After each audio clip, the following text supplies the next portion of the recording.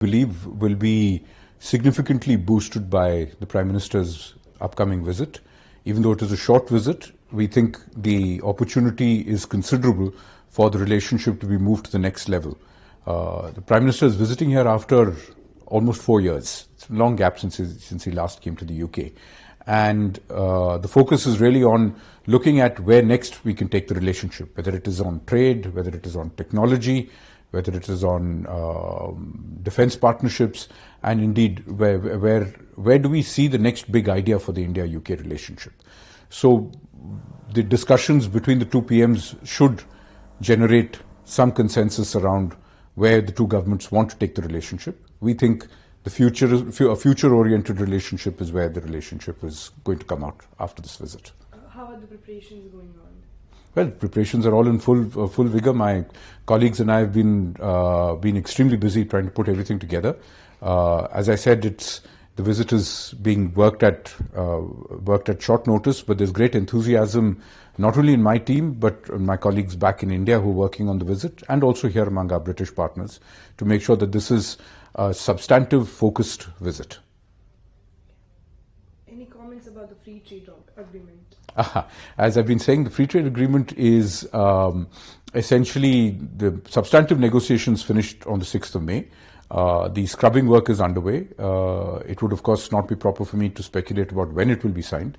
But the important point is the text has to be completely ready for it to be signed. And after that, of course, then we move to the ratification and implementation stage.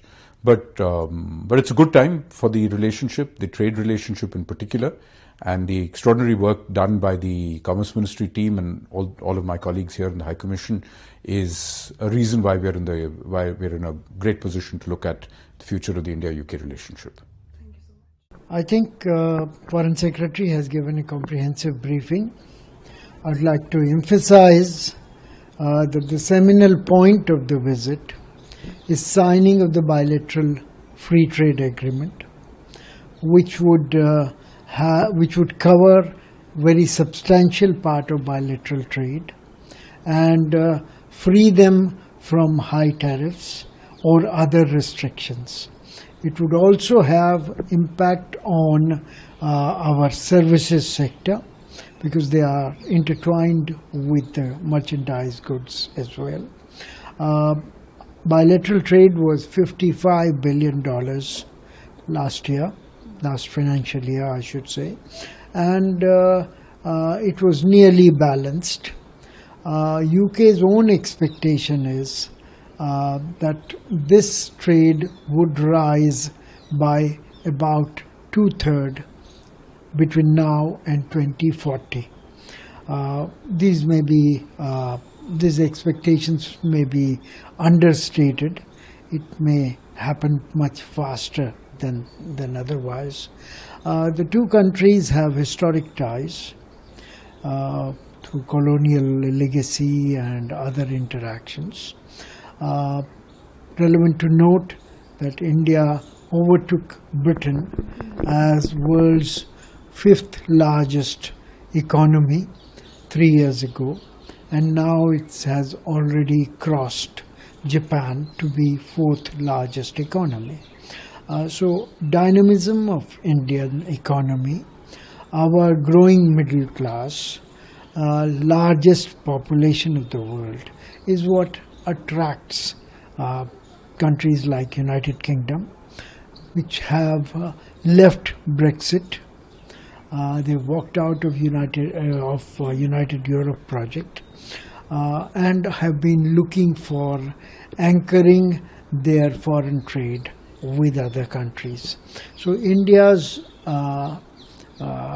profile matches what UK wishes to have as a big market, and we, on the other hand, have large expectations from the UK as not only as a market but also as a source of technology, as a source of transit goods, because plenty of trade goes to Europe, Northern Ireland, Irish Republic, etc. from UK.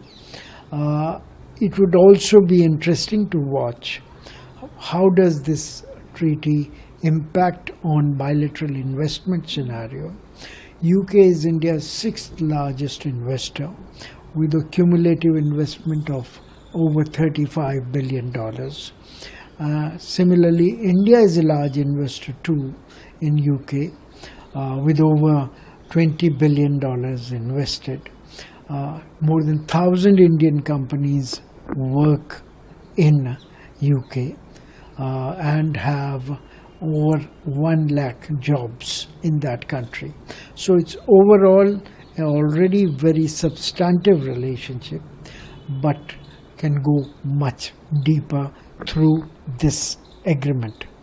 About non-economic part, one should add that UK has often acted in a whimsical manner, trying to divide and rule India with its neighbors, trying to play it both ways between India and China, act as a bridge between various parties such as EU and United States, etc.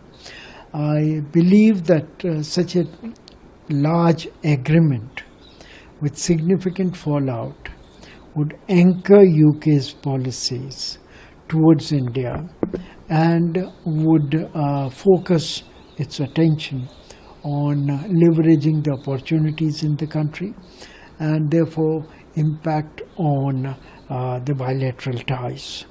India-UK ties date back to East India Company, where trade was the main motive 5 centuries ago, but it went on to take other forms.